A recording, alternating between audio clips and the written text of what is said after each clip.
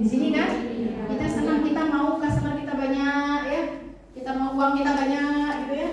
Omset kita banyak. Tapi ini tidak akan terjadi kalau nggak ada ini dan berarti perbaiki dulu di sini.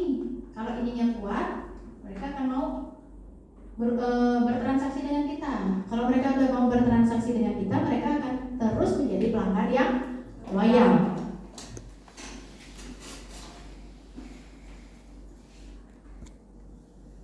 Ini namanya fase perception, touch point, dan retention. Pada saat fase perception, ya ada dua aktivitas pre-sale. Artinya sebelum beli, aktivitas sebelum beli. Ada aktivitas on board, baru masuk. Yang pernah naik pesawat pada saat baru masuk, namanya apa? Boarding ya.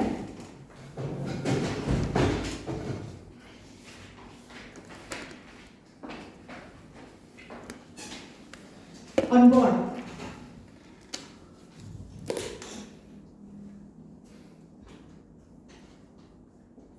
Yang ketiga baru support. Coba diulangi sekali lagi.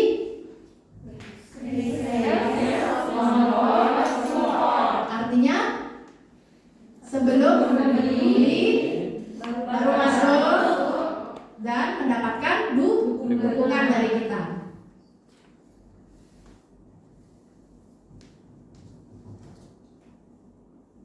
Bagaimana proses customer dari belum tahu jadi loyal? Nah, pernah kebayang nggak?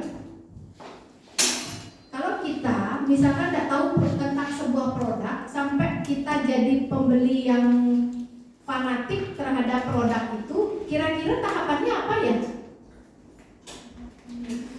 Misalkan nih kita kalian fanatik dengan merek apa? Samsung. Oke. Pertama kali di mana sih mendengar Samsung? Di TV. Terus kenapa sih mau beli Samsung?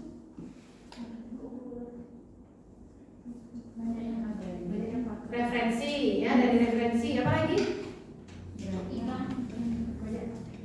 Banyak yang pakai. Terus apa lagi? Speknya bagus, harganya terjangkau gitu mungkin ya, familiar dengan kita bisa pakainya gitu ya.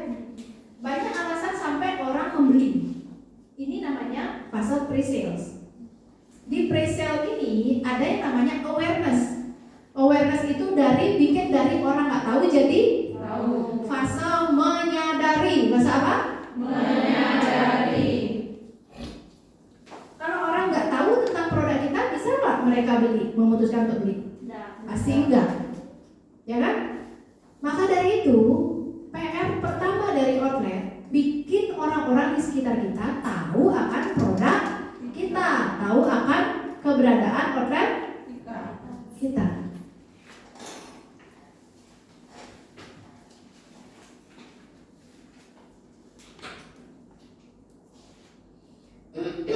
Fase menyadari. Apa saja yang menyebabkan customer sadar akan ada kita di situ? Apa? Nah, outletnya customernya datang dari mana aja tadi? Melihat sosial media, lihat apa? Dari tanya-tanya langsung. Apa lagi? Dari referensi ya. Pada saat mereka belum menyadari, bikin mereka sadar dulu. Seandainya kita punya outlet belum dilihat sama orang, terus kita pingin nih orang tahu tentang produk kita, gimana caranya? Gimana caranya kasih tahu? Datangin satu-satu orangnya. Gimana caranya kasih tahu? Oke, iklan. Apa lagi? Pernah iklan nggak?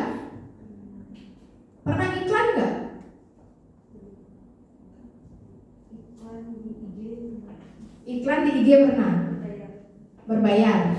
Oke. Iklan di GMB pernah nggak?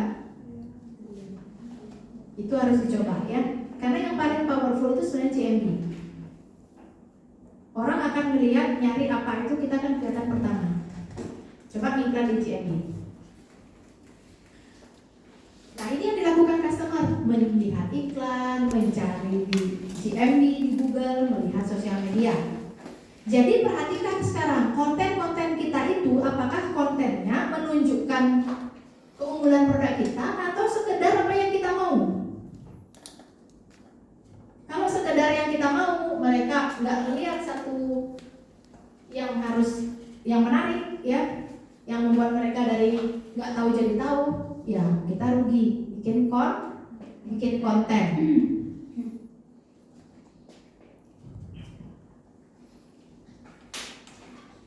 Oke, cek iklan kita ya. Saya kasih secara umum dulu. Iklannya atau konten kalian udah teratur? Udah teratur? Banyak engagementnya? Banyak engagement itu banyak yang like, komen, share. Siapa yang komen? Tim. Buat apa? Supaya gimana? Supaya kita interaksi.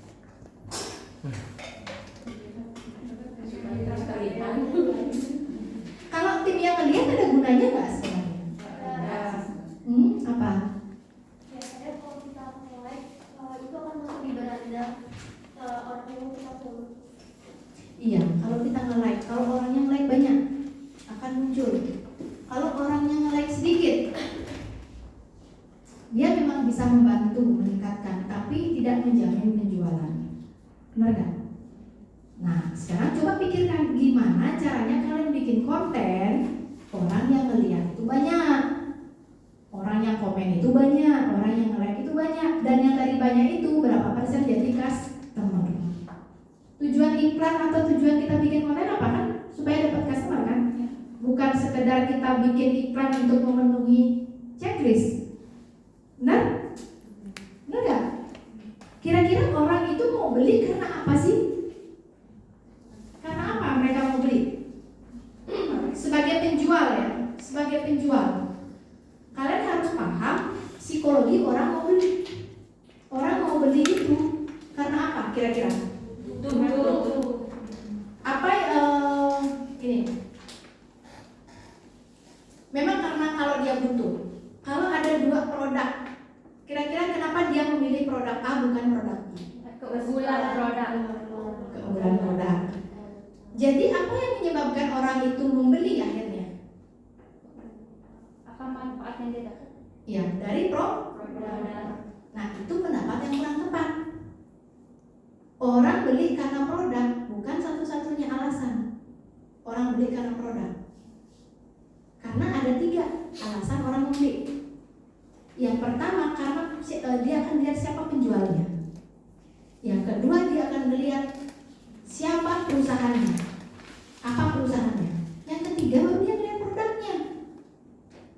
Nah, kalau kalian sebagai penjual, kalian tidak pernah menunjukkan diri sebagai penjual produk ini, jangan harap banyak orang yang akan beli. Kalau kontennya hanya melalui sosial medianya outlet, siapa teman-temannya di outlet? Tim outlet. Coba lihat, cek, ada nggak orang lain yang nge-like sosial media kita, yang follow sosial media kita selain teman-teman di outlet? Buat apa? Itu aktivitas yang tidak berdampak. Itu namanya malah pemborosan. Jadi siapapun di sini, ya, jualah anemon melalui sosial media kita sendiri. Jangan mengandalkan sosial medianya outlet. Kalau sosial media outlet itu nggak ada emosinya, tidak ada ikatan emosi dibandingkan kalian dengan teman-teman kalian. Ini nggak? Nanti maksudnya, kalau saya posting, orang akan trust karena saya yang posting, karena saya yang jualan, bukan karena anemon komodo yang jualan. Anemon komodo itu siapa sih? Nggak ada orang yang terikat dengan anemon komodo. Tapi kalau saya sebagai koor, saya yang posting di sosial media saya, mereka akan lihat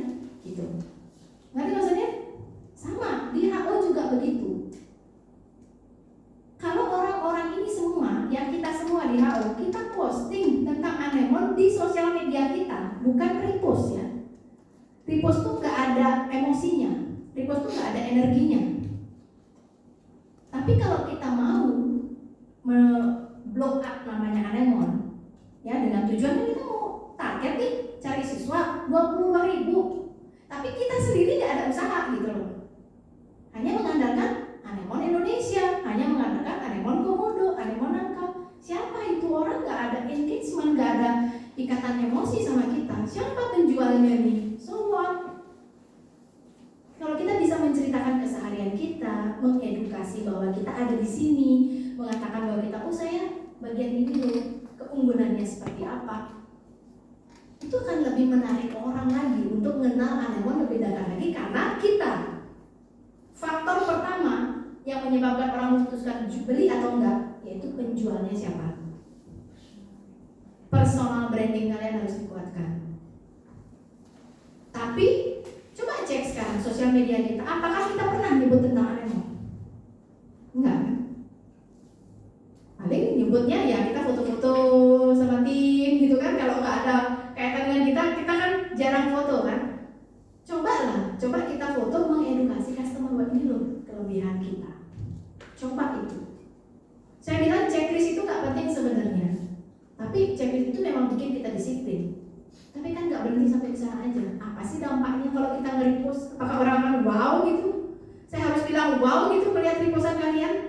Kata calon customer nggak ngerti. Tapi kasih tahu bahwa di anemon ini trainingnya seperti ini loh. Saya loh yang jadi trainernya, saya loh yang jadi koordinatornya, saya yang jadi gurunya di sini. Ayo kita bikin anemon ini bisa grow. Karena kan kita semuanya tahu kan bahwa kalau kita semua bergerak, ya otomatis yang kecil-kecil akan bergerak juga, di bawahan kita juga akan bergerak. Ini leader-leader loh semua. Kalian tuh dilihat. Kalau kalian aja nggak pernah untuk posting tentang anemon seperti apa, jangan harap guru-guru kalian juga mau. Jangan harap tim kalian juga mau. Jangan harap guru-guru cabang juga mau ikutin. Padahal kalau kita semua 500 orang setiap hari posting ngomong tentang anemon, kepercayaan masyarakat tuh double berapa kali lipat dibandingkan dengan kita ngiklan. Ngiklan tuh akan ngikutin dia, tapi nggak ada emosinya. Kalau kita yang ngomong beda. Paham maksudnya? Pernah nggak kalian? Atau kalian nggak tahu? Atau kalian takut? Atau kalian melihat orang lain nggak? Jadi saya nggak. Nah, mulai sekarang sadari bahwa kita adalah bagian dari anemon. Ayo kita posting setiap kegiatan. Seperti kegiatan sekarang. Oh, saya dapat training seperti ini. Pada saat kita ngajar, oh saya ngajar guru ini loh, saya mencetak loh guru-guru nanti untuk ditempatkan di outlet. Bisa kan seperti itu? Bahkan orang ngelihat, ini training aja setiap hari ini training berarti guru bagus. Bisa ditunjukkan dengan cara seperti itu.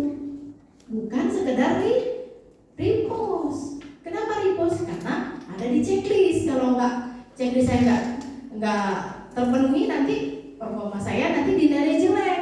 Padahal bukan itu tujuan perusahaan. Padahal kan untuk mendapatkan siswa, untuk menaikkan brand. Nah, kalau leader-leadernya nggak bisa seperti itu, jangan harap guru-guru di cabang juga bisa seperti itu. Trainer-trainer mengajarkan untuk personal branding, untuk menjadi brand ambassador. Sudahkah kalian melakukannya? Kalau belum, kapan mulai melakukan? Jadi contoh, menjadi contoh dan inspirasi kebaikan. Jangan melihat teman yang lain, teman lain nggak mengerjakan, nggak masalah. Yang penting saya, gitu ya. Karena orang akan melihat, dia bangga banget nih, sebagai dengan profesinya. Orang akan melihat, anemon punya trainer-trainer bagus nih. Selain personal branding kalian kuat, itu kan bawa dampak juga ke anemon, gitu. Jadi kalau saya ya, selama saya masih ada, saya harus ninggalin jejak. Jangan ninggalin jejak hanya untuk kehidupan kita sehari-hari. Tapi apa sih yang kita bisa? Apa sih kehebatan kita? Tinggalin jejak itu. Nanti pada saat kita udah nggak ada, orang bisa ngelihat itu, gitu. Orang bisa ngelihat bahwa dulunya seperti ini. Apalagi yang kita share itu adalah sesuatu yang bermanfaat untuk orang lain. Jadi pada saat kita nggak ada pun, masih ada orang yang bisa memetik manfaat dari kehidupan kita dulu. Berpikirnya jauh ke depannya. Tapi kalau misalkan nggak nyampe segitu, aduh pusing deh Miss Ami ini kok bicaranya begitu jauh ke depan. Coba sekarang yang di sini aja deh. Oke, dampak terdekatnya apa? Kita akan dikenal oleh orang. Orang akan tahu kita, oh ini ternyata Miss Krisma itu adalah koordinator ini. Oh kegiatannya ini setiap hari. Wah hebat ya dia ya. Tunjukkan kegiatan kita saat bekerja, sehingga orang tahu kehebatan kita. Orang tahu lingkungan kita. Kita mengenalkan diri, jangan disembunyiin. Ini kan pekerjaan, bukan selingkuhan. Iya kan? Nah, coba menyadari nggak kalian? Paham nggak sampai di sana?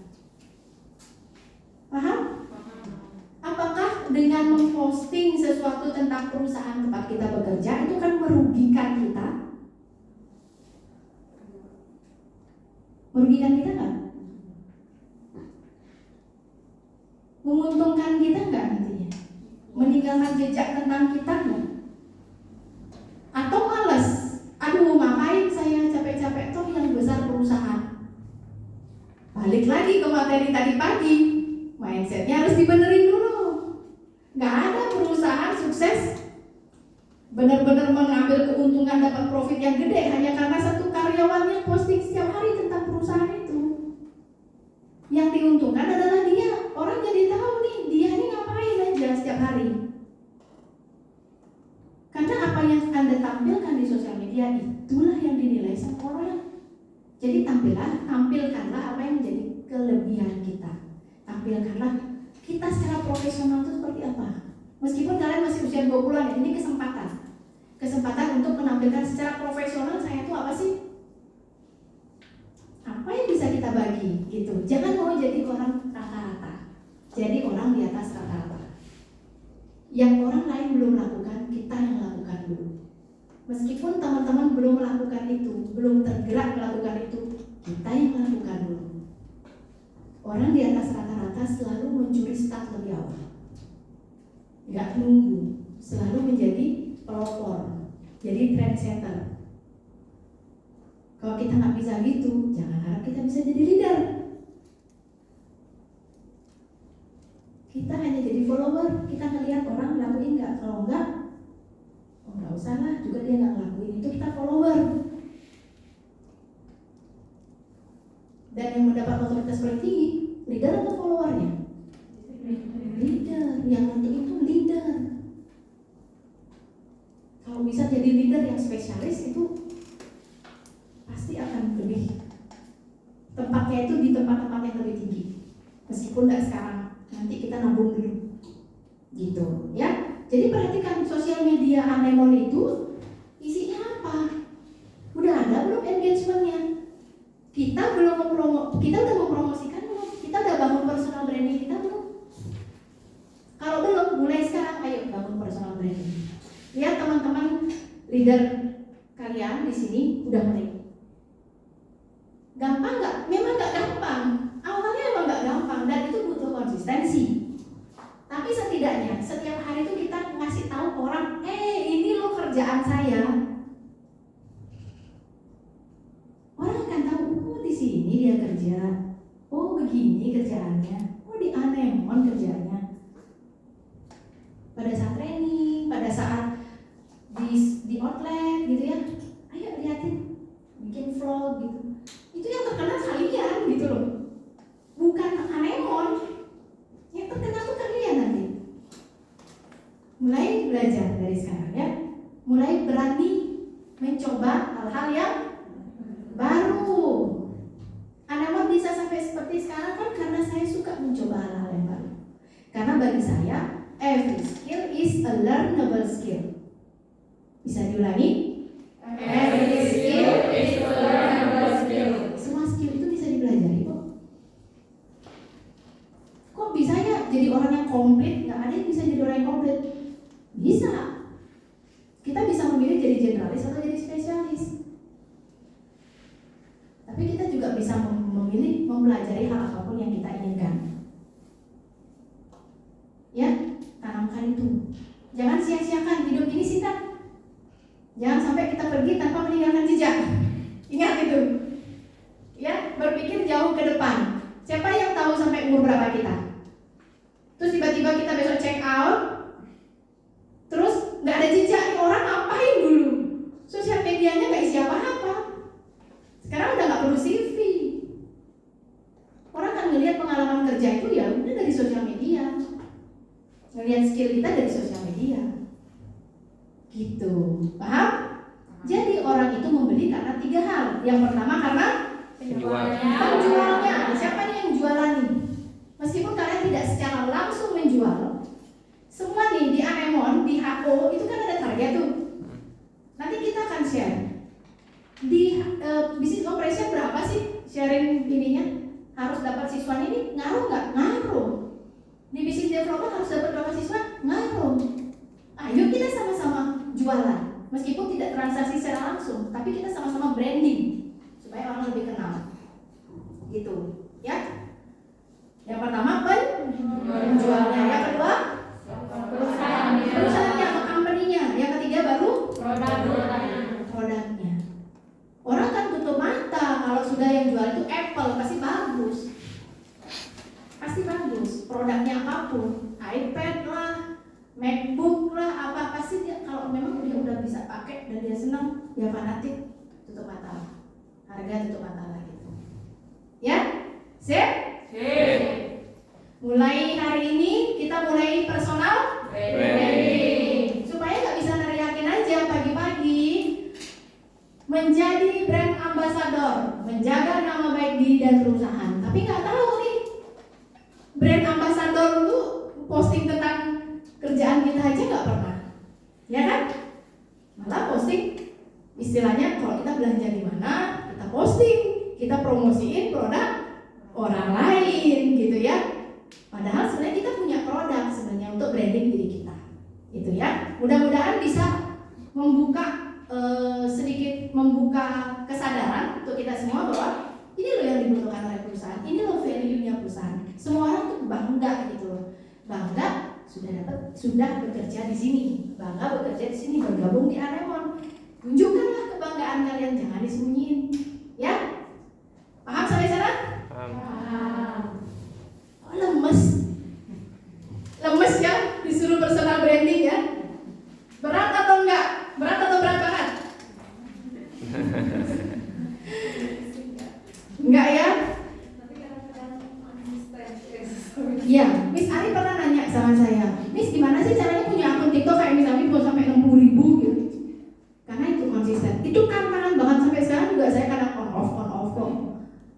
Tapi setidaknya ya udah pada saat kita bisa posting, gitu. Orang akan follow kita, mungkin orang akan percaya sama kita. Ya, jangan sia-siakan waktu ya. Lanjut. Ngelantur deh. Nah, setelah dia sadar, ada fase membandingkan. Fase apa? Membandingkan antara produknya kita dengan produk orang lain. Apa yang biasanya dibandingkan?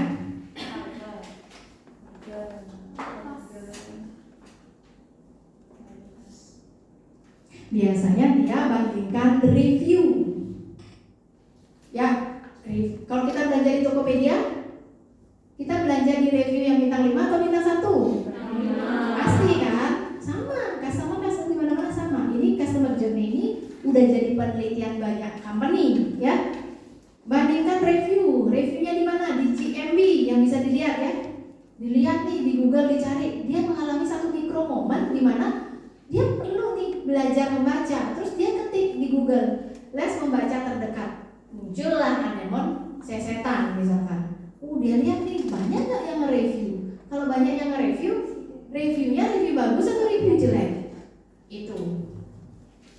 Terus bandingin harga, bandingin website, bandingin aktivitas sosial media. Kapan nih terakhir postingnya?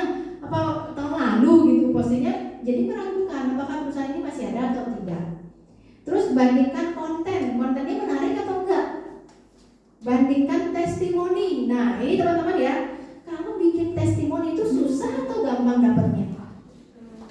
Susah atau gampang dapatnya?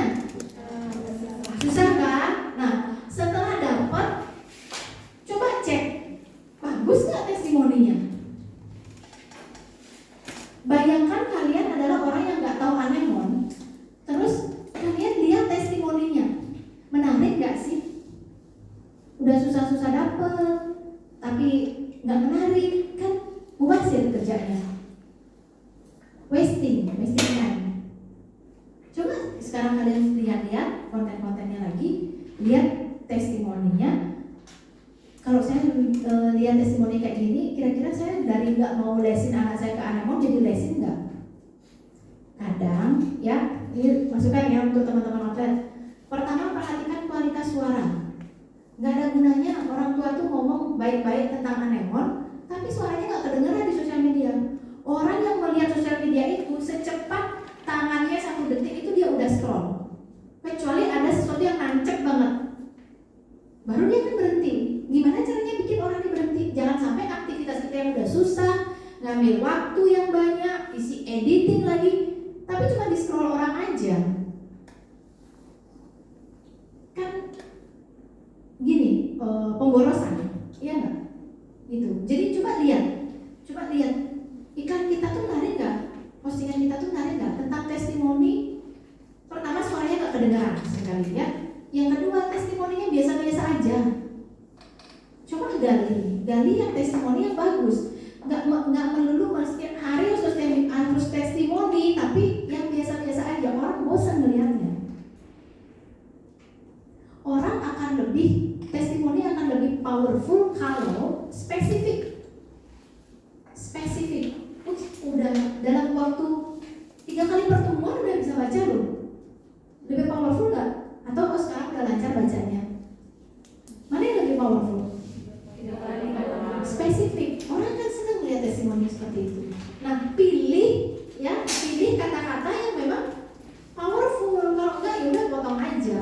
Daripada lama, lebih baik bikin konten kurang dari 15 detik tapi powerful daripada kontennya 1 menit tapi membosankan. Ya, belajar bikin konten begitu ya. Teman-teman di outlet dan di HO juga, jangan sampai kita bilang bahwa ini menarik, tapi ini menarik dari kita aja, dari sisi customer nggak menarik. Padahal kita udah susah-susah, terutama testimoni orang tua. Testimoni itu tidak mesti harus video. Kalian dapat testimoni nggak? Dapat ranking nggak di GMB? Dapat testimoni nggak di chat? Itu bisa diposting di story, ya apa? Tapi ya jangan ditunjukkan. Ibu, boleh saya minta testimoninya? Itu tuh nggak usah ditunjukkan gitu. Ya, nggak perlu, karena nanti malah jadi kayak di setting gitu loh. Kalau orang melihat settingan gitu sekarang udah nggak menarik, nggak tertarik lihat settingan begitu.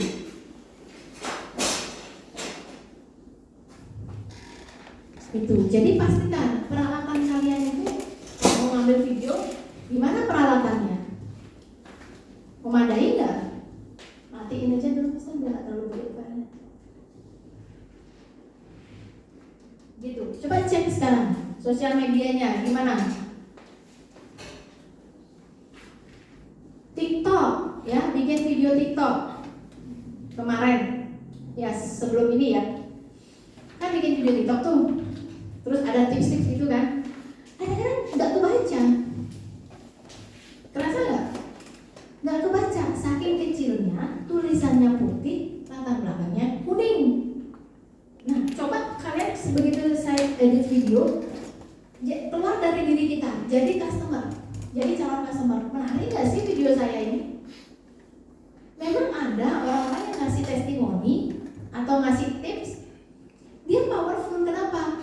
Karena yang pertama gambarnya bagus, yang kedua fokus ke dia aja, di sampingnya ini kosong tempat tulisan, jadi tulisan tuh benar-benar kelihatan gitu. Ya, jangan latar belakangnya rame dipakai untuk background pada saat kita mau bikin video tips gitu. Terus jangan terlalu cepat juga, hilang tulisannya belum sempat baca udah hilang. Nah, itu yang menyebabkan orang nggak tertarik dengan konten kita. Kalau dulu saya bikin video edukasi, saya selalu berpikir gini, oke, materi saya sudah menarik, tapi ngerti gak orang lihat? Tertarik ke orang untuk nonton sampai habis? gitu. Karena kalau enggak, meskipun di like ya, di like, orang nge-like itu poinnya 4, katakan gitu. Orang nge-view itu juga poinnya 4. Orang komen juga 4, orang share baru 6. Itu kalau orang sampai share berarti dia udah tahu bahwa video kita itu bagus, bermanfaat, dan dia ingin berbagi kepada teman-temannya. Itu 6 loh poinnya. Tapi kalau sekedar like itu nggak ditonton habis, itu juga nggak akan ditayangkan lagi sama algoritmanya sosial media. Jadi kalau misalkan video kita ditonton sampai habis, dia akan FYP. Terus orang nonton tuh sampai habis, dia akan FYP, bukan like scroll gitu. Itu lebih kecil kemungkinan FYP-nya. Itu kalian harus belajar itu ya, algoritma dari sosial media. Belajar itu. Di mana bisa belajar?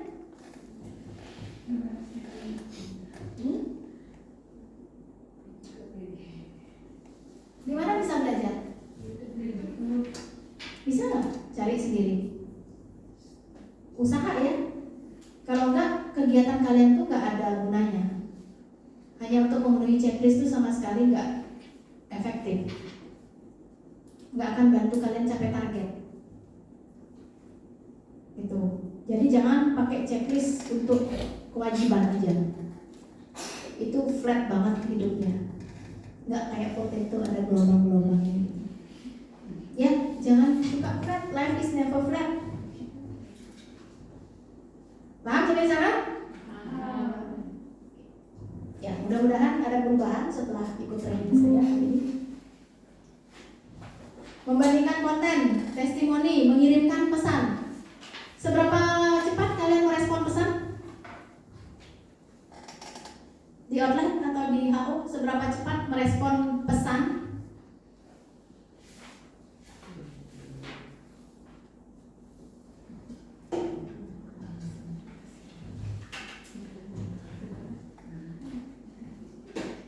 Ya.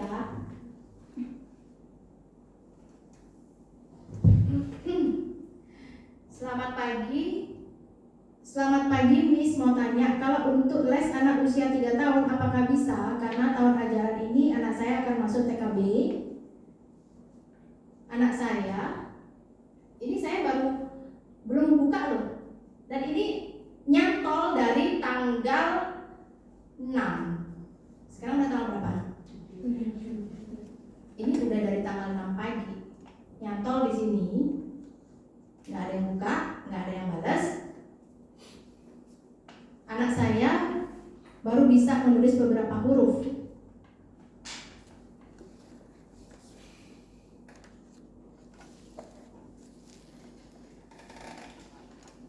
Oke. Kalau kalian jadi calon customer, kira-kira gimana rasanya? Iya.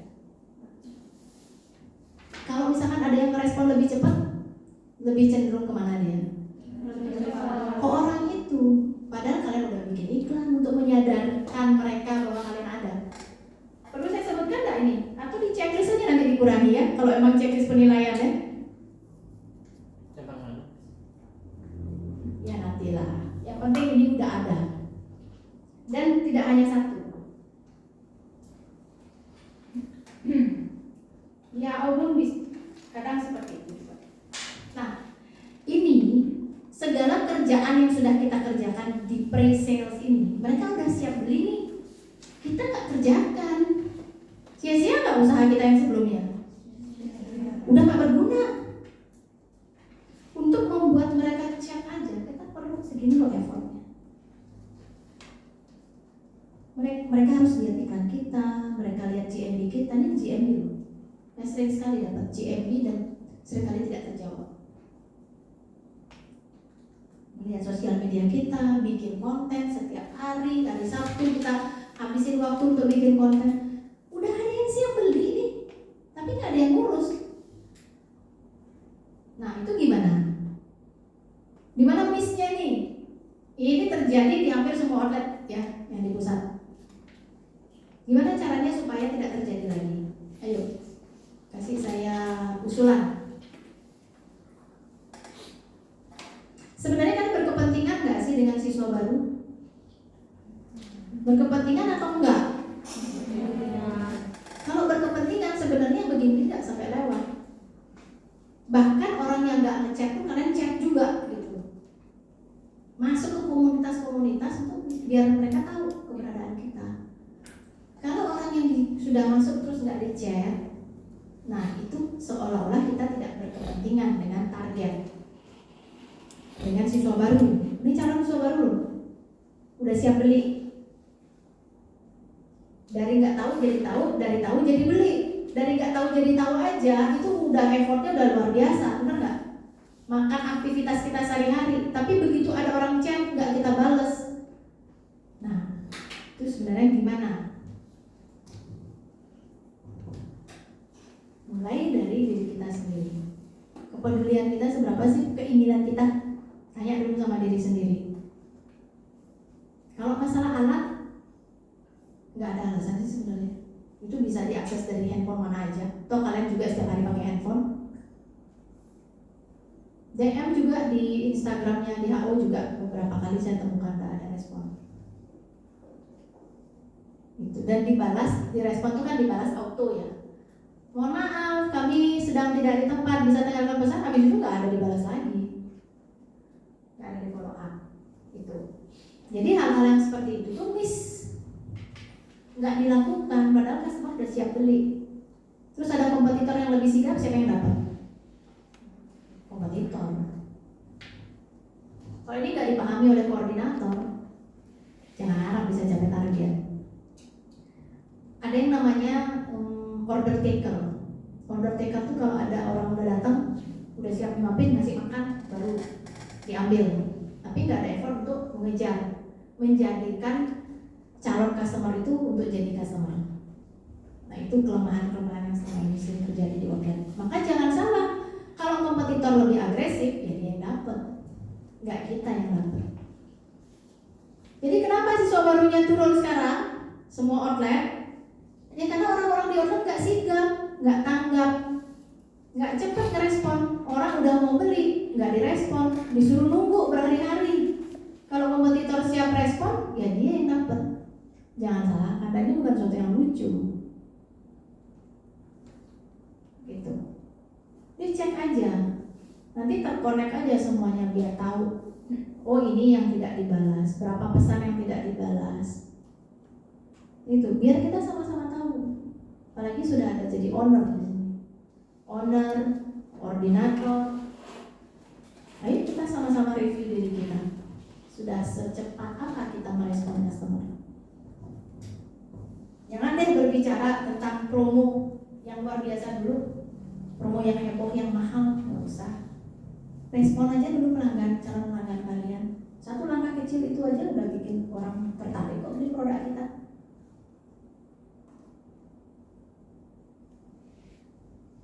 Gitu. Pertama personal branding, yang kedua fast respon.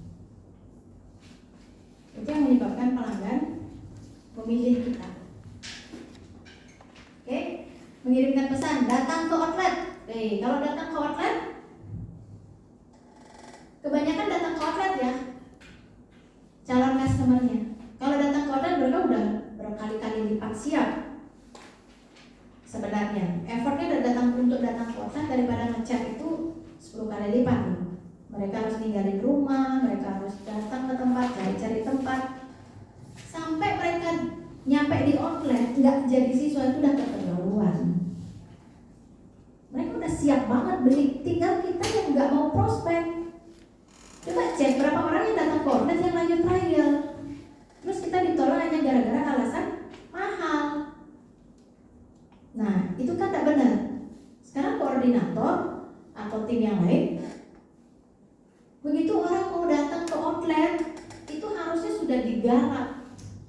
Mau ngechat itu harus digarap. Saya kemarin ngetes link, ya, ngetes link masuk kemana gitu. Tanya-tanya siswa di outlet, masuk ke training, ke HP-nya training, nanya lowongan kerja, masuk ke HP-nya HR, tahu, oh begini caranya membalas. Pantesan kita dikit dapat calon karyawan, pantesan kita dikit, karena nggak direspon. harusnya. Foto profil aja nggak ada. Coba cek, siapa yang nggak ada foto profilnya? HP siapa? Apa karena bukan HP kalian terus kalian tak peduli itu ada foto profilnya atau enggak? Foto profil itu harus profesional. Nunjukin produk kita, nunjukin perusahaan kita. Kalau foto profil outlet, ya jangan logo aja gitu. Ya kita tunjukkanlah mungkin foto bersama atau cara baca ajaib, logo cara baca ajaib, 1 jam udah bisa. Itu kan kalau logo, semua orang lihat logo, ya apa untungnya bagi saya? Coba ubah foto profilnya lebih menarik, lebih bikin orang oh ini profesional. HP di HU juga ada yang nggak pakai foto profil. Terus saya masuk ke link, udah kan? Nggak direspon. Setelah itu karena nggak direspon lagi sama saya, apa karena tahu itu saya? Nggak tahu juga. Terus ya nggak ada jawaban lagi, nggak di follow up lagi. Harusnya orang yang sudah masuk itu dikejarin terus sampai dia deal jadi customer, bukan didiamin. Di HR juga kemarin saya masuk ke ini sebagai pelamar, ya udah sampai di situ aja. Saya dengan di sini tim HR nggak profesional gitu loh teksnya. Nanti kita ubah lagi ya, jadi lebih profesional lagi. Udah gitu kita follow up lagi. Begitu udah masuk ke akun kita, ke nomor HP kita, di follow up lagi, jangan didiamin. Gitu ya. Nah itu sedikit review karena saya kemarin itu coba-coba begini pantasan dan nggak ada istilahnya sedikit responnya, tidak ditindaklanjuti lagi. Tuh, nanti saya akan cari-cari lagi, saya coba-coba aja yang mana nih yang harus kita perbaiki gitu ya. Oke. Apa yang bisa dipetik? Apa kesimpulannya?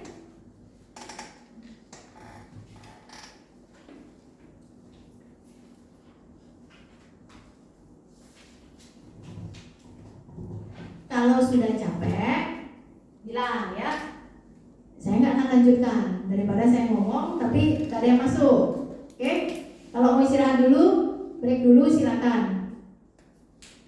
Ini baru jam setengah 5 ya? Setengah 5. Belum 14 jam. Jam 4. Ya. Kalau mau istirahat dulu silakan. Kalau mau lanjut saya lanjutkan.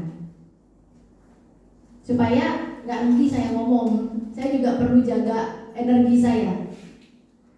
Kalau memang sudah low, ayo mau games dulu silakan, mau dance dulu silakan. Ayo pimpin dance.